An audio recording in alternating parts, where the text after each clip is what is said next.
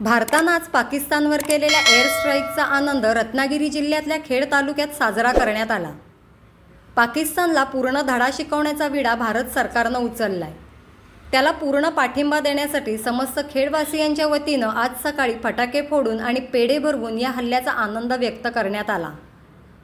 22 April रोजी जम्मू काश्मीरमधल्या पहलगाम इथं दहशतवाद्यांनी हल्ला करत ज्याप्रमाणे भारतीय महिलांचं सिंदूर पुसलं त्याचं चोख प्रत्युत्तर पंतप्रधान नरेंद्र मोदी यांनी ऑपरेशन सिंदूर राबवून दिलं, त्याबद्दल त्यांचं अभिनंदन, असं कोकणचे नेते वैभव खेडेकर यांनी यावेळी सांगितलं। आज भारतीय लष्करानं पाकिस्तानवरती एअर स्ट्राईक केलेला आहे, मिसाईल हमला केलेला आहे, ज्याच्यामध्ये पाक व्याप्त काश्मीरमध्ये असलेले सगळे लष्करी अड्डे म्हणजे अतिरेक्यांचे अड्डे उद्ध्वस्त झालेले आहेत। अनेक भारताला हवे असलेले अतिरेकी त्या ठिकाणी मृत्युमुखी पडलेले आहेत।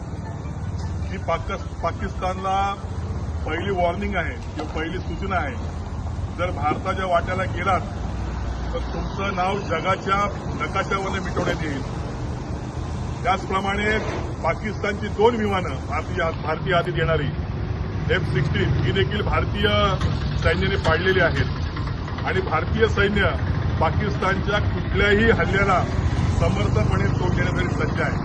म्हणून मी पंतप्रधान नरेंद्रजी मोदी, त्यानंतर संरक्षण मंत्री राजनाथ सिंग आणि गृहमंत्री अमित शाह यांचा मनापासून आभार मानतो आणि या भारतातले सगळे नागरिक, सर्व पक्ष या आपल्या सरकारच्या बरोबरती आहेत। तुम्ही जो निर्णय घ्याल त्या निर्णयाला आमचा संपूर्ण पाठिंबा असेल।